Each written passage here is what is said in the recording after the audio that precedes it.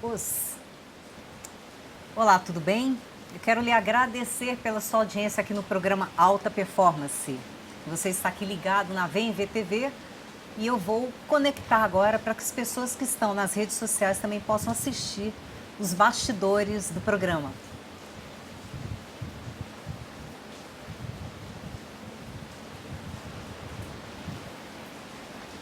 Hoje nós vamos falar a respeito de superação. Superação é uma superação, é uma ação que é necessária para que nós vençamos vários dos nossos limites internos, vários dos nossos defeitos, para que superemos a covardia, superemos a inércia, superemos a preguiça e, baseados em valores superiores, em princípios superiores, caminhemos em busca do desenvolvimento pessoal e profissional. Vencer os próprios limites é um pré-requisito para alcançar a alta performance. E alta performance, o conceito que eu utilizo aqui é você se superar, é você sair da média, mas você sair da média da sua própria média, sabendo que você pode fazer melhor do que você faz. E se você pode fazer melhor, você se dedicar a fazer melhor. Nessa condição, você não vai estar se comparando com uma outra pessoa, mas a sua superação é com você mesmo, com seus limites internos. E para falar sobre isso hoje, eu tenho a grata satisfação de ter aqui nos estúdios da VMV-TV o coronel paraquedista, que foi atleta também de pentatlo e tem uma história longa aí com várias atividades que são de desafiar os próprios limites, desafiar o medo. O meu querido coronel Paulo Amaral. Tudo bom, Boa Paulo? tarde, Carla. Boa tarde. Eu gostaria de cumprimentar aí a todos que estão nos ouvindo aí, vendo. Né? Para mim é um prazer muito grande e uma satisfação estar aqui para tratar desse tema aí que eu considero muito importante, que é a superação. Superação. E até que enfim que deu certo, né? Isso. Nós estávamos aí com alguns desencontros, mas eu pude conseguir aí um tempo para que a gente possa tratar desse tema aí realmente muito interessante. Eu queria que você começasse falando para a gente a respeito do seu início na carreira militar. Como é que você se decidiu por essa carreira? Bom, eu gostaria primeiro de dizer que eu sou o coronel do Exército Brasileiro, Paulo Amaral. Né? Eu trabalho atualmente, estou na reserva no Estado-Maior do Exército como prestador de tarefa por tempo certo. Eu, desde garoto, eu me interessei aí pela carreira militar. Né? Em 1967, eu prestei concurso para o Colégio Militar do Rio de Janeiro. É um concurso bastante difícil, são vagas limitadas e eu logrei, então, entrar no primeiro ano na época do ginásio e fiquei 7 anos no Colégio Militar do Rio de Janeiro, que é uma instituição de ensino fabulosa. Eu sou filho de sargento, meu pai Paulo Amaral também, minha mãe Maria Amaral, né? Somos oriundos de Petrópolis, do Rio de Janeiro, uma cidade muito bonita, né? E eu consegui no Colégio Militar, apesar dessa origem humilde dos meus pais, né? E o seu exército faz muito bem, ele dá uma oportunidade para quem realmente quer estudar, para quem quer se aplicar. Eu conheci no Colégio Militar esportes que eu com certeza não teria oportunidade de conhecer em outras escolas, como por exemplo a esgrima. Sempre fui muito fascinado pela esgrima. E a esgrima é muito pouco praticada, né, muito aqui no pouco, Brasil. muito pouco, que não é a nossa cultura, né? Não é nossa. Na Europa, ela é praticada assim num nível muito alto, né? Tem milhares de estudantes com uma idade de 16 anos que praticam esse esporte, coisa que no Brasil é muito difícil de se praticar.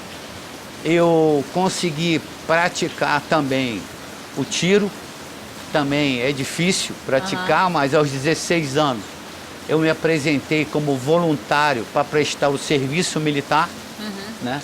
Então, em 1971, aos 16 anos, eu fiz o curso de formação de reservistas no Colégio Militar.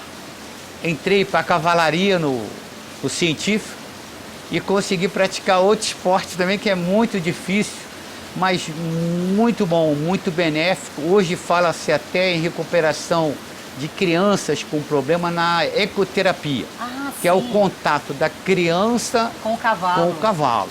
E nós temos aí uns progressos muito grandes, né, na recuperação dessas crianças que têm alguma dificuldade. Eu já fiz uma matéria sobre ecoterapia quando eu tinha um programa na TV Senado, há muitos anos. A natação, eu tenho uma atração assim muito forte pelo mar. Não sei nem por que eu não fui para a marinha. É mesmo, né? Mas eu gosto muito de nadar. Considero a natação um esporte excelente para praticar, independente até da idade. Os meus filhos, eu tenho um casal de filhos, Paula e Rafael. Qual a idade deles? A Paula hoje está com 30 anos e o Rafael com 27. Então, eles começaram a nadar antes de caminhar. Meu pai era professor de bebês, né, de natação, e começaram então a nadar antes de caminhar. E nessa prática aí eu fui cada vez me aplicando mais, e com essa experiência, com essa base, eu consegui depois fazer viagens aí, a Europa, eu conheci a Itália, conheci a França, conheci Portugal, né? Conheci o Chile, tudo através do esporte, competindo. Então foi. O esporte é muito benéfico. Né? Os gregos já diziam aí, desde muitos anos atrás, né, mais de 2000 anos atrás, ele tem um lema, mens sana in corpore sano, mente sã num corpo são. Ele não conseguia, e eu não consigo também separar as duas coisas. Acho que o Brasil ele tem aí um potencial de jovens muito grande, e através desse esporte que nós, se possível, incutir através de políticas públicas. A minha filha é professora de educação física, está fazendo mestrado nessa área de esporte. Eu acho que nós vamos alcançar resultados inimagináveis em Jogos Olímpicos, campeonatos mundiais, a partir que a gente popularizar a prática do esporte, que eu acho muito benéfico para o jovem, é muito educadora. Né? É verdade. A verdade, o potencial do esporte para a formação do indivíduo ele pode ser mais aproveitado no Brasil. Ver o esporte não só como atividade extracurricular, mas como atividade de formação do indivíduo, né? E terminado ali o colégio militar, eu fui para a Academia Militar da Agulhas Negras. Resende é uma escola fantástica. Né? Lá nós formamos os nossos oficiais, né, dos quadros, armas e serviços, né? Foram 4 anos lá. Eu escolhi, né, eu me considero aí um simples e humilde soldado de infantaria para onde eu fui, a arma que eu escolhi, né? Paraquedista depois, que era o meu sonho, né? Guerreiro de selva, porque a Amazônia ela é também mais de 50% do nosso território, né? Ela cobre isso aí. E fui um dos precursores do montanhismo militar. Eu tenho aí um orgulho muito grande. Eu fui servir numa unidade tradicional do nosso exército. É o 11º Batalhão de Infantaria de Montanha, em São João do Rei. É uma unidade de elite do nosso exército e conquistou glórias na Segunda Guerra Mundial, na Batalha de Montese, que foi o episódio mais sangrento que nós tivemos ao longo desse grande conflito, que foi a Segunda Grande Guerra Mundial. Depois ali eu fiz ESAO, que é a Escola de Aperfeiçoamento Oficial. As nossas escolas do Exército são fantásticas.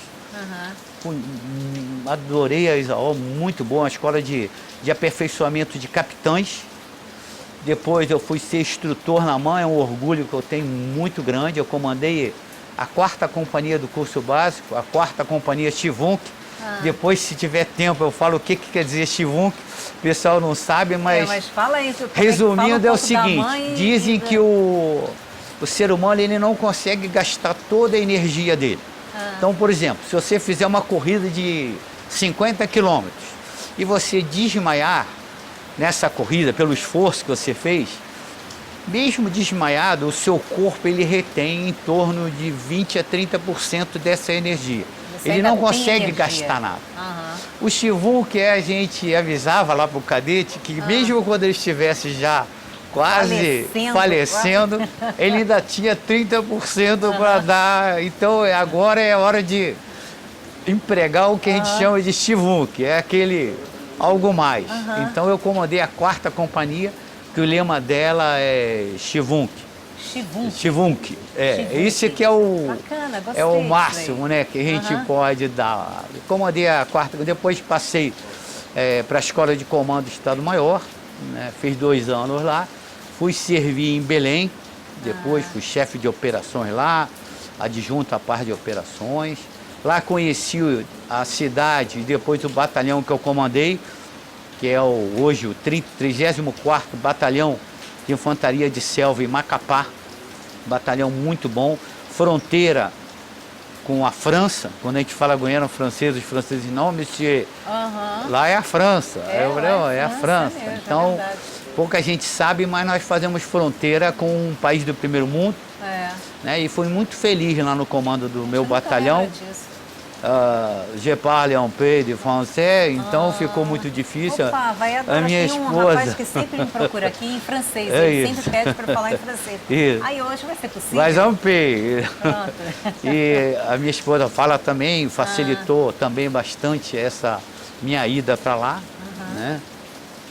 Então, terminado ali o comando, eu fui convidado para comandar o curso avançado da Academia Militar da Agulha Negra, que é o 2º ano, e lá eu estou vendo aqui a sua foto de karateca, né? Lá nós conseguimos colocar no currículo a parte de lutas, né? Ótimo, hein? Que lutas? A luta ela é uma disciplina, e até uma das coisas que a gente falava lá, que o pai do judô, que era o Jigoro Kano, o Jigoro Kano ele era o ministro da educação do Japão, né? E ele, para educar o povo e o jovem, ele pegou o jiu-jitsu, tirou aqueles golpes que ele considerava mais traumáticos e colocou então como o judô, que é um esporte olímpico muito bom. E o judô ele propicia nessa prática aí ao jovem uma coisa muito importante, que é a autoconfiança, a autodisciplina. Né? O jovem ele aprende a respeitar o mestre, isso é uma coisa muito bonita. Né, que eu acho que você, através da sua prática, cair, a levantar, né, cair, a levantar, a técnica, as artes né? marciais são. Aliás, nós temos um judoca hoje, que é o ministro do esporte, quer dizer, o secretário especial de esporte, né, que na verdade é um ministro do esporte. Infelizmente houve essa junção que eu não concordei. Aliás, a comunidade do esporte entende que não foi uma boa opção. Né? Espero que isso seja revisto. Mas eu acho que pode ser revisto, estão em ajustes ainda. Né? Porque trava muito e o esporte é muito importante. É um dos orgulhos que eu tenho, que eu sou da turma Tiradentes, formada na mãe em 1977, e é da turma também do presidente Jair Bolsonaro. Né? É hoje também a turma do general de exército Leal Pujol, que é o comandante do exército, é da nossa turma também. E da turma também do general Paulo Humberto, general de exército também, que é o atual chefe do Estado-Maior do Exército também. Você tem um currículo enorme, né? Uma carreira brilhante. Então a gente... E agora me fala assim, da satisfação que é fazer parte dessa família. Isso é uma coisa que nós chamamos de... Quando você entra para o Exército, você entra porque nós chamamos de família militar, né? Eu posso garantir, eu tenho um irmão que ele mora nos Estados Unidos, e eu sou muito mais ligado aos meus amigos de turma, né, do que ao meu próprio irmão, porque são muito forte, né, e nós consideramos assim como irmãos mesmo. Então eu sou mais chegado a vários companheiros de turma que o meu próprio irmão, né? Porque nós criamos laços, irmãos, né? Laços de amizade e camaradagem, né, que são muito, muito fortes, né, vão muito além, assim, até às vezes da compreensão, assim, aquela imediata, né? Sim. São anos de convivência e são baseadas tudo nos valores que são importantes, né? Peter Drake, falando sobre empresa, ele falou, feliz é a empresa que tem valores. Sim. E no exército isso que é a força, Sim. são valores. E você começa a aprender, a admirar e respeitar os companheiros, que você sabe que todos eles são baseados nesses valores. Entendeu? Que para nós são muito importantes, né? Principalmente agora nós estamos aí numa cruzada, né? De ver se nós eliminamos aqui da nossa sociedade a corrupção. Isso aí só se entrega a essa prática quem tem ausência, tem princípios, quem não tem valores, arraigados, né? Isso é muito importante. Que vai entender a importância de que esses princípios estejam presentes em cada ação, né? Isso. Algumas coisas assim que acontecem, nós participamos aí na esfera da judiciária militar, até de julgamento, algumas coisas que nos arrepiam, assim, o furto, o roubo, essas coisas assim, elas não são bem vistas no nosso meio. Então eu acho assim muito gratificante você fazer parte dessa família. Disso, né? Há pouco tempo atrás teve até um filme, um seriado chamado Band of Brothers, que da HBO, da HBO, que ela fala justamente da trajetória dos paraquedistas e do laço que eles criam, né? Ao longo da Segunda Guerra Mundial. E no final eles viraram o que eles chamam, o próprio título, de bando de irmãos, né? Então é muito forte isso aí. Bacana, muito forte, bacana. muito bacana. Eu quero agora saudar, eu vou falar para você que você pode encaminhar sua pergunta aqui e a gente passa para o Coronel Paulo para ele estar respondendo. Quero cumprimentar as pessoas que estão aqui assistindo aqui nas redes sociais. Edmundo Silva, obrigada pela participação. Oscar Hall, who is it? He is the guy that's speaking in French. Oh, okay. He always asks me to speak in French, but I don't know. So speak slowly, por favor, fala but I com don't ele. speak French Oh, yeah? very well. Então, para falar, se ele está perguntando o que é, fala em francês aí, por favor. Oh, monsieur, bonsoir, je suis colonel Paulo Amaral, de Armée de Terre de Brasil. J'ai commandé un régiment d'infanterie sur la borde de Brasil, em Guiana Française. Ah, ótimo. Oi, Raskenhol, é isso. Bianca Marinho, obrigada pela presença. Donald, Eduardo Carlos, Edmilson, Welber, Silvânia Matos, oi. Bom dia, Raskenhol. José Pereira, Gigino Lirose, Júnior Grossi, tudo bom, Júnior? Criança linda. Fábio Moraes. Obrigada aí pela presença de vocês. Vocês podem encaminhar perguntas aqui. Hoje no assunto do programa Alta Performance é superação. Oi, Ramon Sampaio, tudo bom? Vocês podem mandar as perguntas. Eu queria, você falou do filme, falando de paraquedista, do laço que é firmado depois, né, desse convívio. E eu queria que você falasse o que você precisou superar para ser um paraquedista. Essa palavra superação, ela tem muito a ver, né, com a profissão militar. Ela tem muito a ver também com o dia a dia de todos nós, né? Eu acho que constantemente nós somos levados a nos superar, né? Pelas situações que nos aparecem. No caso do militar, eu fui instrutor, chefe do curso de salto livre da Brigada de Infantaria Paraquedista. Fui também instrutor no 11º Batalhão de Infantaria de Montanha, né? Onde foi a minha infância, né? E nessas atividades, tanto no alpinismo quanto no salto livre, você tem à frente alguns desafios, como por exemplo, no salto livre, existe o risco, né, de você vir na atividade a perder aquilo que eu acho que todos nós prezamos muito, que é a nossa vida. Então, o que leva assim um indivíduo a abandonar uma aeronave em voo numa altura de, às vezes, chega até a 4.000 e às vezes até mais metros, né? E se projetar no espaço. Muitas vezes, ele tem que vencer, devido ao desconhecimento dessa atividade, aquilo que nós chamamos de medo, né? Quando você consegue vencer o medo, aí você fala assim, esse camarada é corajoso. Mas é nada mais, então, do que você vencer, então, né? Esse que eu acho que é normal. Chega uma hora que uma das coisas que não tem medo. Exato, eu acho que só uma pessoa anormal, né, que não vai sentir o medo. Porque o medo ele aparece muito também com atividade que você desconhece. Ou, digamos assim, aquela situação em que você não sabe o que vai. Então dá um receio. Então o corajoso é aquele que consegue vencer o medo. E isso é muito, porque você praticamente vai ter essa situação na hora que você está no avião, a rampa abre e você vê aquele mundo pequenininho, né, lá embaixo. Então a primeira pergunta que o aluno, digamos, faz, né, é o que eu estou fazendo aqui nesse avião. Que né? ideia foi essa, Que né? ideia de jirico foi essa que eu tive de vir aqui, né, expor a minha vida. E isso lá embaixo tem algumas nuvens, né? Você vê alguns pássaros bem abaixo de você.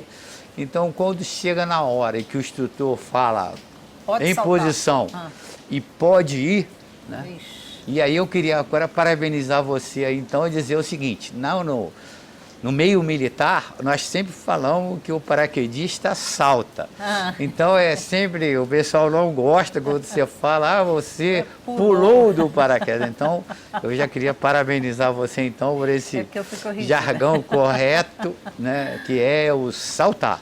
O paraquedista, ele salta da aeronave, né? Tá.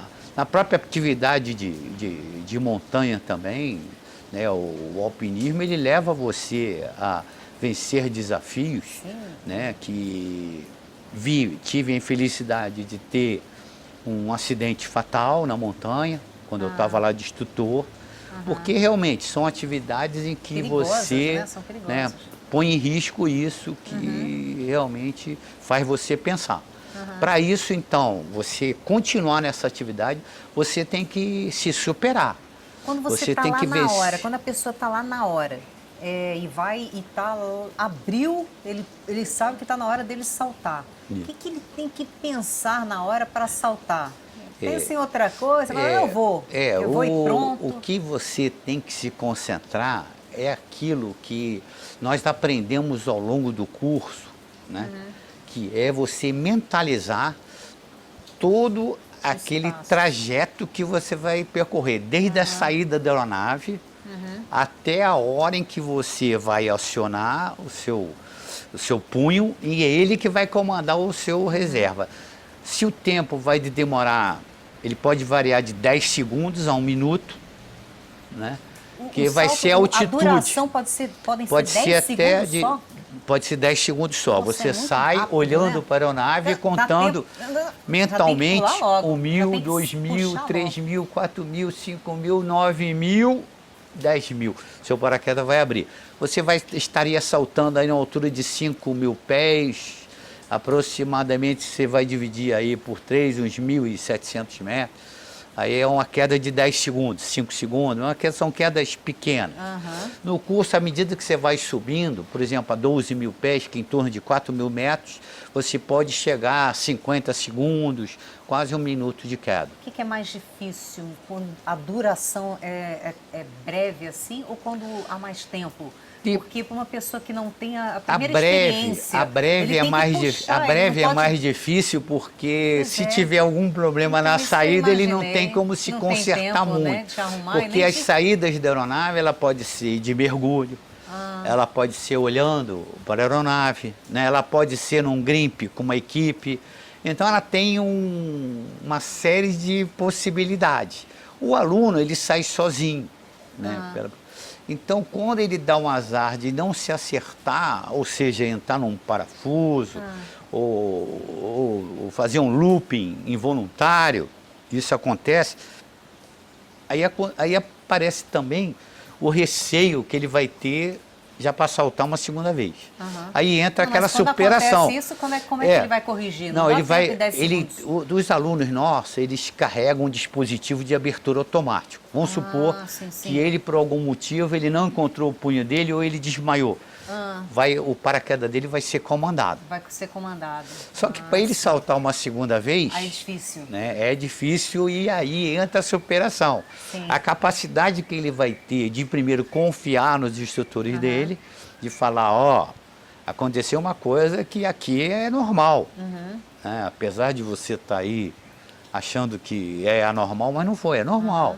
Né? Você não se acertou na posição, você não acertou a sua perna, não houve uma simetria da sua perna, por isso você capotou, por isso você, em vez de colher a perna, você esticou, então houve aí você capotou na saída, você entrou num giro muito forte, né?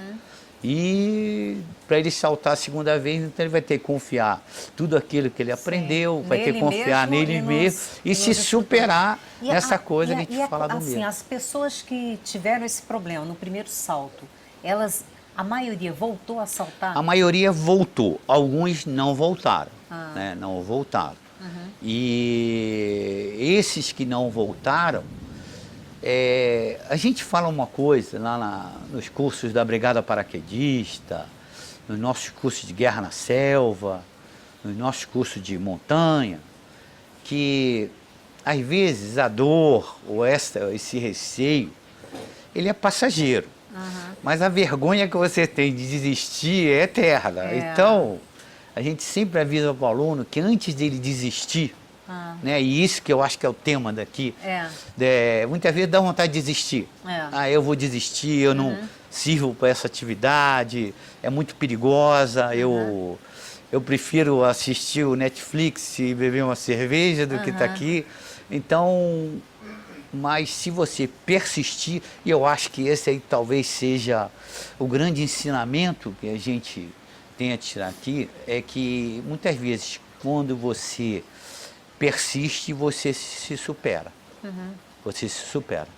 Talvez seja o caso, né, da pessoa pensar daqui a alguns anos o que ela vai querer ter experimentado. Se foi a desistência, né, e permanecer naquele fato, naquele trauma, naquele fracasso, ou vai ser... E eu tenho um lema assim. Quem teve aqui, né, foi o Ronald, né? O Ronald. Foi instrutor, eu fui instrutor-chefe do curso Salto Livre e ele foi meu instrutor comigo, um camarada excepcional, paraquedista, forças especiais, comando e inteligentíssimo. E ele falou o seguinte, que aconteceu uma pane com ele e que assim que ele chegou no solo, ele foi novamente.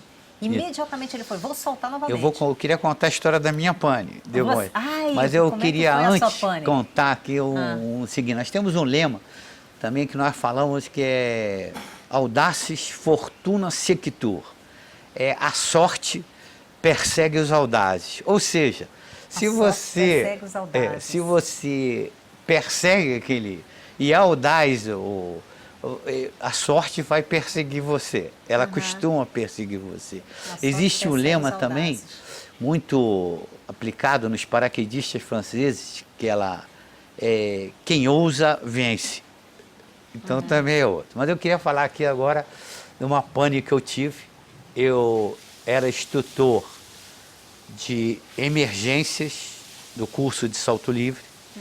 E já por ocasião, já estava em torno de o meu salto livre de número 400, mais ou menos. Eu já era instrutor e falava, eu nunca tive uma pane mesmo assim, violenta, né? Você pensou isso, eu né? pensei isso. Traiu, né? E eu como instrutor, eu me sentia desconfortável, porque eu falava dessas panes violentíssimas, né? Olha só. E falava, olha, essa pane é muito grave. Se o aluno não fizer esse procedimento, ele morre. Né? E sempre aquilo na minha cabeça, eu nunca tive essa pane, como é que eu posso explicar, droga, né? Que coisa, chato, né? Nunca tive essa E na época nós tínhamos recebido um conjunto de paraquedas novo para a competição. Eu estava também, eu fui integrante da equipe de salto livre do Exército. junto com o general Fernando, que hoje é o nosso ministro da Defesa, né? E nós recebemos um material novo para a equipe Salto Livre, chamado parafoil. É um paraquedas de precisão, né? E ele veio com uma coisa diferente, que era o paraquedas piloto, é aquele que você puxa para acionar o principal. Ele veio costurado no tirante do peito. E nós sempre, nossos paraquedas eram costurados no tirante da perna.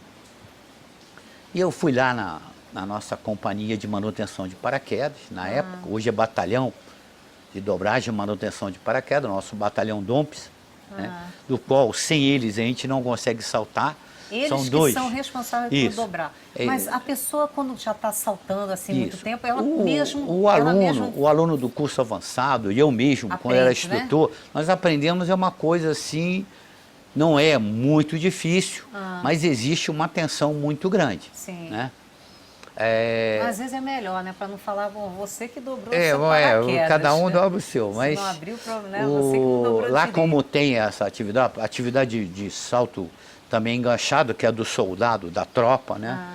Também o trabalho que eles fazem é fundamental. Então, sem a dobragem e manutenção de paraquedas, a atividade de paraquedista ela praticamente não existe, assim como também a atividade do precursor paraquedista, né?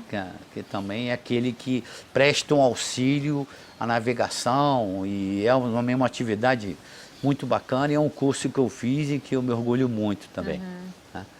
Mas, então, todas essa dobragem, esse cuidado, eu fui na companhia, no batalhão e pedi para descosturar aqui o tirante. O meu paraquedas tirante piloto é o quê? Do tirante. Peito é que você fecha o teu equipamento. Tem tirante do peito e das pernas, né? Sim. E o meu paraquedas piloto, que sempre foi costurado no tirante das pernas, ele veio no peito, já de fábrica americana. Entendi. Né?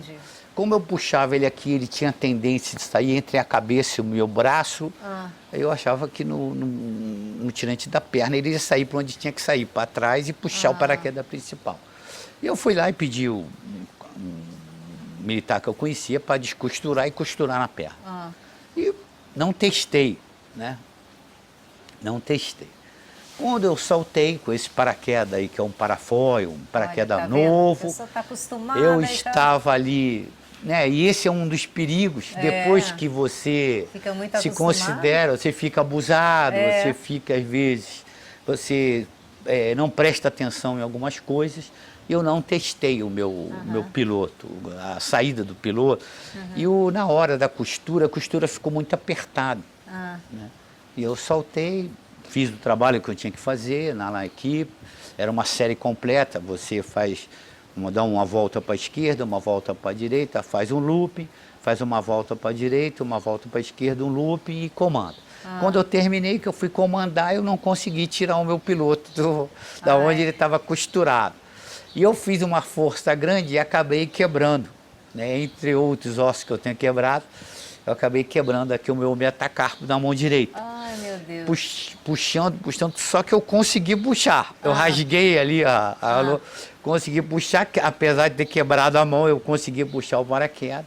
E na hora que ele saiu, como eu estava de ponta cabeça, a linha do paraquedas ela prendeu na aba do meu principal. Quando ele abriu, né, que ele foi, o piloto começou a puxar, ele começou a abrir, a linha ficou presa aqui na aba do meu principal. Isso fez com que a parte traseira do meu paraquedas, que era o que a gente chama de quadrado, a parte de trás entrou pela frente e fez aquela maçaroca grande. Caramba! Né? E eu vi que estava rodando e não ia ter condições de aterrar com ele, que eu estava vindo muito rápido e girando muito rápido também. E eu resolvi então fazer o que é normal, é desconectar o principal. Você vai cair em queda livre de novo e vai comandar o seu reserva. Quando eu desconectei o principal, ele não saiu. E no motivo eu não sabia, porque a linha... Uma das linhas que quando eu estava de ponta cabeça, quando ele abriu, eu girei, ela estava presa na minha aba. Isso é que fez com que a parte de trás entrasse pela da frente. Né? E eu só via aquele bolo grande de paraquedas principal e preso ainda, apesar de eu estar com o meu dispositivo, que a gente chama Puxado. de three ring, são 3 anéis de liberação rápida, estava com eles na mão e falando o que aconteceu. E aí eu entrei assim, meio que num pano, e aí veio aquela coisa que vem na mente do paraquedista, você vai morrer. Aí a cabeça dá uma arrepiada, né? Você olha para o chão, vê ele chegando ainda rápido. bem que não era um salto de 10 segundos, porque não ia dar tempo. E o chão estava chegando muito rápido. Eita. E eu falei, eu não posso comandar o principal, o reserva, que se eu comandar o reserva, ele vai embolar. Vai embolar. E a instrução que eu ministrava foi assim, senhores, não comandem o reserva com o principal preso. Tem que soltar Liberem o principal e não comandam. Mas não tinha tempo. Eu falei, bom, eu vou morrer. Não tenho mais solução, então comandei o meu reserva. O reserva, ele tem um pilotinho, porque uma o outro mola. não conseguiu soltar, né? Eu não consegui, ele estava preso aqui na aba. Eram algumas linhas que estavam aqui. E eu não estava entendendo muito aquilo ali. Né?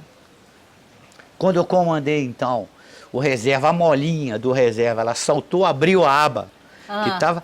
Mas essa linha, ela pegou esse pilotinho, então saiu o principal todo embolado, com as linhas puxando o meu piloto, e o meu reserva, ele não tinha força para abrir, porque estava sendo puxado de cima pelo principal, que estava todo embolado, e por baixo pelo meu peso. Então ele veio aquele charuto grande, e o pessoal que estava assistindo da equipe Salto Livre só me viu assim sumir atrás das árvores e falava, ó, vamos cancelar o salto porque o capitão Paulo Amaral morreu, né? Pronto, Só que naqueles últimos segundos ali, eu acho que devido a São Miguel, que é o meu protetor, né, o protetor dos paraquedistas, ele resolveu então quebrar meu galho e o paraquedas meu, o reserva, ele começou a inflar e eu bati no chão, e a pancada foi tão forte que eu fiquei desmaiado, né? Eu fiquei desmaiado, chegou o médico, Mas você caiu, você chegou a bater com a perna? Bati com a perna, bati com a perna da jeito, né? Que a gente não devia bater, mas eu abri com a perna, bati com a perna aberta, né? Muito forte. Dei sorte que era na Barra da Tijuca, uma área de salto lá que nós utilizamos, e era um terreno de areia. Dei sorte. Mas a pancada foi muito violenta e eu fiquei assim, desacordado, e eu vi o barulho da ambulância. Quando eu me dei por mim, tinha uma ambulância da ambulância, o médico perguntou, capitão, o senhor consegue mexer os dedos do pé? E eu falei, não. Aí ele falou, então o senhor quebrou a coluna. Ai, Deus. Aí eu comecei a chorar e falei assim, poxa, estou aleijado, né? Mas eu falei, mas eu acho que eu estou conseguindo, então não quebrou não. Aí eu cheguei assim, bem machucado, né, para deixar meu paraquedas ali e, não sei, pensar se algum dia saltar de novo. Aí o coronel Respício, Antônio do Espírito Santo, que era o chefe da equipe de Salto Livre do Exército, falou assim, pode pegar o paraquedas e embarcar. Saltar de novo. Aí eu falei, eu não vou... Não, é agora, eu não estou te perguntando se você quer, eu estou te mandando você saltar agora. Então, eu peguei o paraquedas, assim, meio que claudicante, coloquei nas costas e fui, então, para mais o salto. E o que o pessoal vai pensar que é mentira, o pessoal fala que atirador, caçador, pescador, paraquedistas são mentirosos, né? É que eu saltei e tive uma outra pane. Só que dessa vez eu desconectei meu principal e aí o reserva comandou. Então, nesse daí eu acho que... Era aquele mesmo? É aquele mesmo tipo de paraquedas, um outro tipo, você mas... nunca mais saltou com esse, né? Você não, aí mas com esse mas eu acho que esse é um exemplo grande de superação, né? Que a gente pode falar, porque... Esse deve ter sido seu maior desafio, né? Foi porque eu, inclusive, depois, quando eu cheguei na equipe Salto Livre, eu sentei, né? E aí que eu caí realmente na real e falei, hoje realmente eu podia ter morrido, né? E fiquei ali pensando... Gastei 2 vidas pensando. aqui E o coronel Respício, ele era muito... ele brincava muito, né? E chegou para mim, junto com o general Fernando, que hoje é o nosso líder, olha, isso aí eu acho que foi um aviso. Então, mas aí depois eu superei, depois ainda tive um receio grande, os outros saltos, e sempre vem na tua mente, né? Sim. Será que vai acontecer de ali, novo, né? Mas aí eu acho que é um exemplo também que eu posso dar aqui, real, que aconteceu comigo, né? Depois eu continuei nessas atividades, eu dobrei esse número de saltos, eu cheguei perto dos 1000 saltos livres, tenho bastante saltos enganchados. Nessa época você tinha 400, né? Então, aí eu fiquei na mais do que atividade, dobrou, depois como instrutor, mas aí eu acho que eu me realizei, porque aí quando eu falava de emergência, agora eu vou falar do real. Né? Olha, quem acredita na lei da atração tem um exemplo do que aconteceu agora, né? Porque ele estava pensando o tempo todo, eu ensino meus alunos o que deve fazer na pane, mas nunca aconteceu, nunca vivenciei, né, essa pane, e aí um tempo depois aconteceu, né? Aconteceu. É um grande desafio mesmo. Coisa, né? E também, dentro desse enfoque de superação, eu também gostaria de falar do pentatlo moderno. Né? O pentatlo é uma prática, penta quer dizer 5, são 5 modalidades, né, e que a gente pratica. Então, a esgrima, né, a esgrima de espada, né, onde todos os competidores competem entre si. Né? Nós temos a equitação, que é uma pista de obstáculo de 1,20 m média de altura. Né? O tiro é realizado com uma pistola a 25 metros. Né? A corrida é 4.000 através campo, 4.000 metros. E a natação eram 300 metros de natação.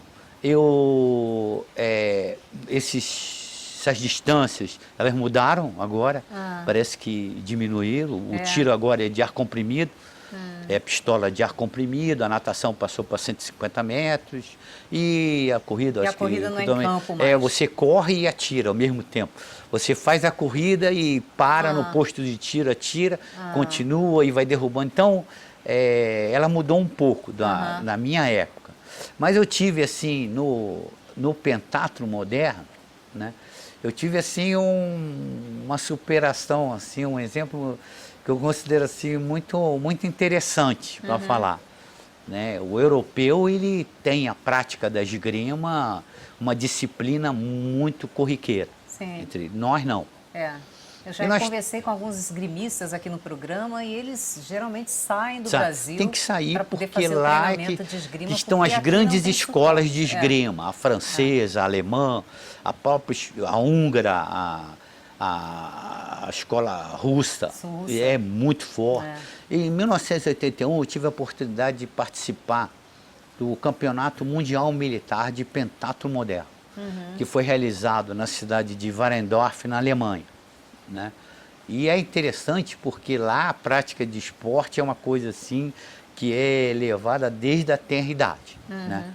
Então o alemão, ele desde acho que do Império Romano lá, que os imperadores romanos se preocupavam lá com os germanos, né, que eram guerreiros. Então eles têm ali, eu acho que talvez no sangue deles, né, eles são, na época lá, eles atormentaram as fronteiras do Império Romano, né? Eles têm nessa prática do esporte uma base muito forte para ser esses guerreiros. Mas e sai de um esporte já vai para outro, isso, né? Aí, agora é praticamente contínuo. Mas aí na parte da esgrima, nós estávamos no Campeonato Mundial. 81 foi o ano posterior à Olimpíada de Moscou. E a grande equipe campeã foi a equipe russa. E nós tínhamos 2 personalidades lá, que era o sargento Starostin, que foi o campeão olímpico da Olimpíada de Moscou do pentatlo moderno, e o cabo Lipiev. Né? O Lipiev, ele era um lutador espetacular de esgrima. Né? Ele foi campeão mundial de esgrima na competição. E você competiu contra ele? E como todos competem com todos, e nós tínhamos ali alguns atletas. Como é que foi a sua luta contra ele? Pois é, aí isso que eu queria, que foi uma coisa assim bem de superação, assim. Todos que lutavam com o Lipiev, todos, ingleses, franceses, e o nosso pessoal, o melhor esgrimista nosso era na época o Tenente Moraes, né, que ele foi campeão sul-americano de espada. E o Moraes era o melhor esgrimista disparado. Quando o Moraes foi lutar com o Lipiev, em 5 segundos a luta acabou. E o Moraes perguntou para mim, o que é que aconteceu? Eu falei, eu não sei, mas ele tocou você. Porque ele era tão rápido que o toque aconteceu em segundos. Né? O E os outros General também. Marco Aurélio, que hoje é o nosso ministro do esporte, estava na delegação, conjunto com o Coronel Esparta, também outro grande esportista que nós tivemos, foi meu instrutor na MAN, e era assim um camarada dotado de uma capacidade física espetacular. E ele falou: para o Amaral, você vai perder muito rápido, porque o Moraes, que é o melhor, ele perdeu em 5 segundos. Você vai perder talvez em 1 segundo ou 2. E aí, o que você pensou na hora quando ele nós vamos falou fazer isso? o seguinte. Não, eu falei, eu acho que ele tem razão, porque ele é muito superior a mim. Né? O Lipiev era muito rápido. Muito. O esgrimista, ele tinha acabado de tomar a arma de um esgrimista inglês. Né? E na outra que ele tentou tomar a arma do alemão e ele firmou a arma, chegou a quebrar o copo da espada dele. E ele tinha uma pegada muito forte. Então eu falei, bom, eu vou perder mesmo, mas eu vou tentar ver o que eu posso fazer aqui. Se eu chegar próximo dele, eu vou ser tocado logo. Então, quando o comando é todo em francês, que ele falou ali, combate, eu mandei para trás. Né, que é uma conduta não muito desportiva. Sim. E o Lipiev vinha e eu ia mantendo uma distância, porque eu falei, a partir do momento que eu entrar na distância dele, eu vou ser tocado. Então eu fui recuando, né, com cuidado, né, e o juiz imediatamente deu alto e me chamou a minha atenção e falou, Monsieur, você não está tendo uma conduta esportiva. Na próxima eu vou adverti-lo novamente e se tiver mais de uma eu vou desclassificar você por conduta antiesportiva. Então, os esgrimistas prontos, combate. E o Lipiev veio para cima de mim de novo, eu fui andando de novo para a retaguarda, o juiz mandou alto de novo e falou, na próxima eu vou desclassificar você. Então, os esgrimistas estão prontos, combate. Quando ele falou combate, eu parti para cima dele com uma velocidade total que eu acho que ele não estava esperando aquilo. Estava esperando você recuar de novo. Ele estava esperando talvez que eu ficasse numa posição parada, né? Mas tem uma posição da esgrima que a gente chama de flecha. Surpresa. Tem uma que a gente chama de flecha. A flecha você estica o braço, tudo que você pode, e parte para cima do esgrima com toda a velocidade que você consegue. Ele não estava esperando, ele não conseguiu recuar a tempo e houve um choque muito grande meu com ele. Aí os copos de espada se tocaram, as lâminas se tocaram, né? Nós dois caímos no chão. O general Marco Aurélio, nosso ministro do esporte hoje, falou até, agora então só falta estrangular o cabo. E acendeu a luz do toque, porque essas espadas elas têm e aí foi um dispositivo. E aí, por surpresa de todos e ódio do Lipiev e do treinador russo, o tenente Paulo Amaral tocou o campeão mundial de espada que só perdeu praticamente um combate, né, durante toda a competição. Olha foi só, comigo. Tá vendo? Então isso eu considero também como talvez assim uma superação, né? Legal. A gente está nos minutos finais aqui do programa, mas eu ainda tenho algumas perguntas que eu gostaria de passar para você. E uma delas é como impedir que o medo vença. Eu queria que você falasse brevemente. Você teve essas experiências de pane, o que você acha que foi importante ali?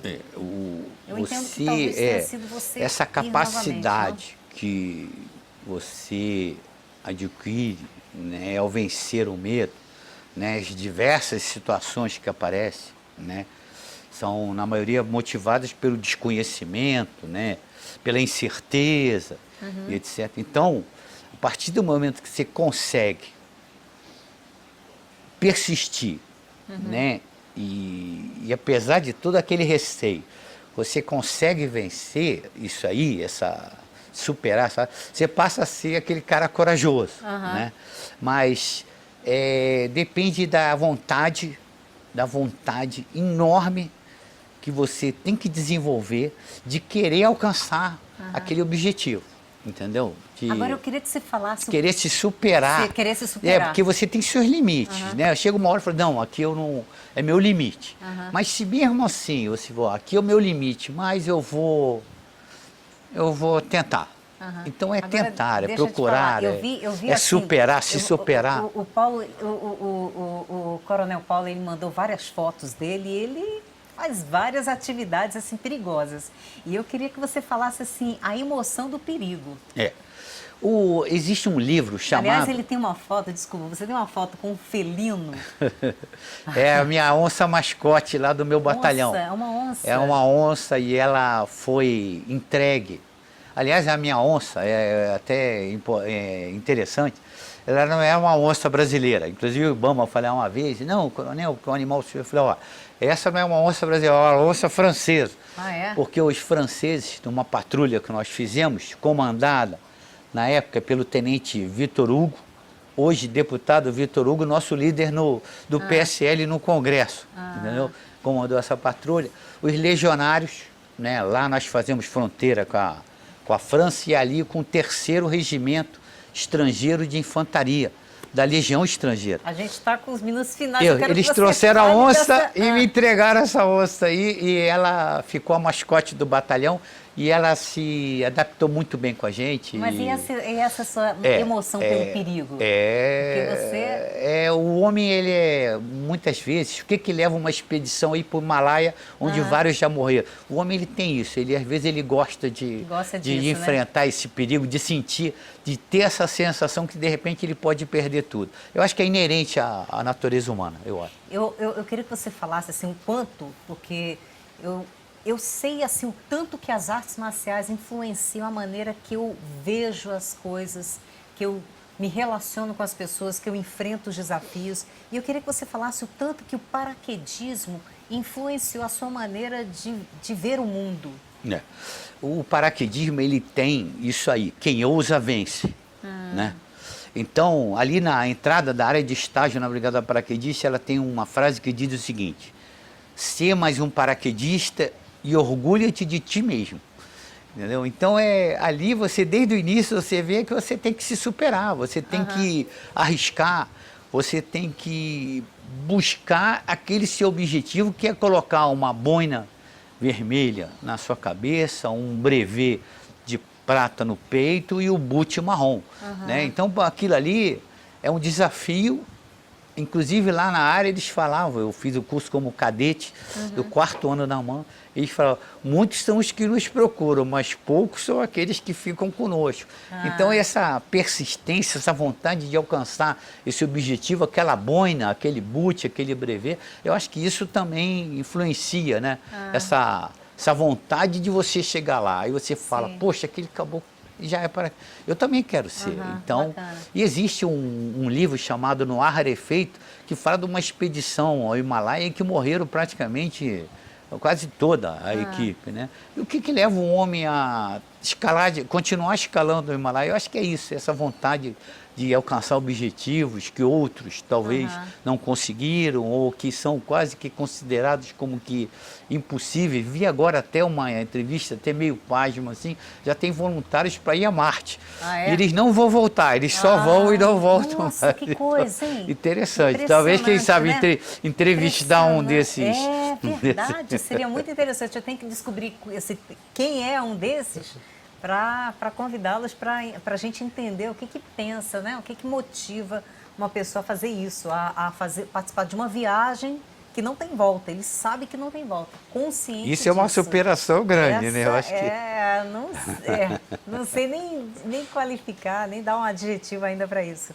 Eu quero cumprimentar aqui o pessoal aqui que está acompanhando a gente aqui nas redes sociais. Rodrigo Batista, obrigada aqui pela presença.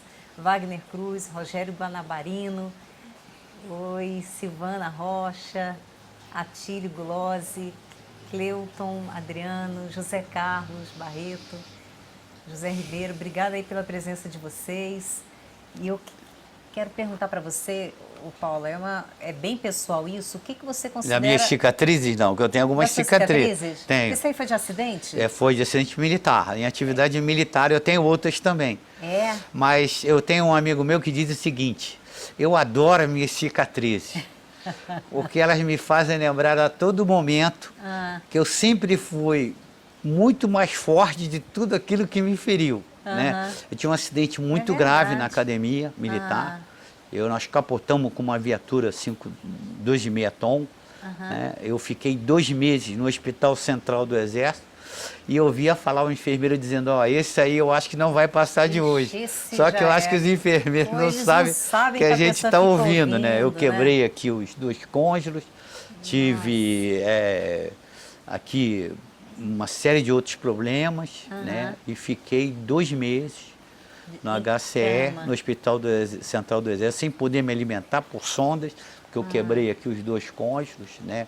Cortei muito isso aqui. Isso aí foi num então, acidente? Foi um exercício militar. Foi exercício militar. Então, essas questões assim militares não dá para perguntar muito não, né? Algumas coisas assim, o militar ele tem que estar, né, preparado para a guerra. Essa é a atividade né, que o militar ele tem que se preparar. Nesse caminho... Ele está sempre se preparando para a guerra. Ela pode não vir, mas ele tem que estar preparado. Dizem que o exército ele pode passar 100 anos sem ser empregado, mas ele não pode passar 1 minuto sem estar preparado. E essa é a tônica aqui, né, do nosso comando de operações terrestres, né, que está no constante preparo e emprego da nossa tropa. Isso é que o Estado-Maior do Exército, onde eu trabalho, é responsável pelas grandes políticas e estratégias de preparar o nosso Exército para, se caso for preciso, nós estarmos preparados de defender a integridade do nosso território nacional. E isso eu posso garantir a você, que é um juramento, né? Eu não me lembro do primeiro posto até hoje, que é perante a bandeira do Brasil. E pela minha honra, prometo cumprir os deveres de oficial do Exército Brasileiro. Então isso aí é muito alta performance. Isso é a cara da alta performance. E dedicar-me inteiramente ao serviço da pátria, né? Inteiramente. É isso que a gente procura fazer, é isso que a gente busca o tempo todo. Bacana.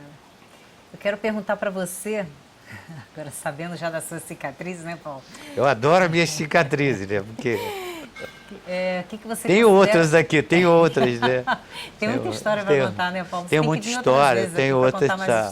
Tem na cabeça. Com a onça, pode vir com a onça? Não, olha, né? Atualmente o IBAMA, ele pode trazer a onça para cá, mas gente? Nós podemos ir aonde as onças estão, quem sabe? Que ir lá. Não, teríamos que ir lá, aí não pode, né? Aqui eu ainda... O que você considera mais importante na vida? Olha, é você, primeiro, ficar de bem com você, consigo mesmo. Entendeu? Né? Se conhecendo, né? Vendo os seus limites, vendo aquilo que você... E procurando cada vez mais melhorar. E tem uma coisa que a gente chama assim da lei do karma, que eu acredito muito, é o seguinte: tudo de bom que você faz aqui, você recebe aqui mesmo em coisas boas. Então, eu acho que a ideia, né, se todo mundo tiver essa filosofia do karma, que dizem que é tão certa como se eu largar uma pedra, ela vai cair pela lei da gravidade, é a lei do karma. E tudo de bom que você faz aqui, você recebe de bom aqui mesmo, e tudo de mal que você faz aqui, eu acho que vem de mal para você também. Então, eu acredito muito nisso. Estou sempre procurando melhorar alguma coisa, né? Tratar bem as pessoas. Sou muito fã de alguns generais, inclusive do secretário de Defesa americano, que ele fala, seja polido, seja educado, mas esteja sempre pronto para cumprir a sua missão, independente do que for. Então, eu acho isso aí uma coisa positiva, e eu procuro me regrar mais ou menos por isso. Né? Dentro da prática do esporte, que eu acho muito benéfica, eu acho muito interessante, sempre que você puder, né? A idade vai chegando, eu já estou, o meu problema, eu sempre falo que não é a idade, é a quilometragem que eu tenho, né? Que é muito grande, né? Mas eu procuro sempre de sair, continuar, mesmo com algumas limitações, ganhei um pouco de peso, a minha médica já chamou minha atenção. Chamou tua atenção, né? Dizendo que eu tenho que perder peso. A minha esposa é médica também, já chamou também a minha atenção. Mas eu estou aí dentro dessa prática. Quem sabe eu vou conseguir aí lograr um êxito e perder um peso.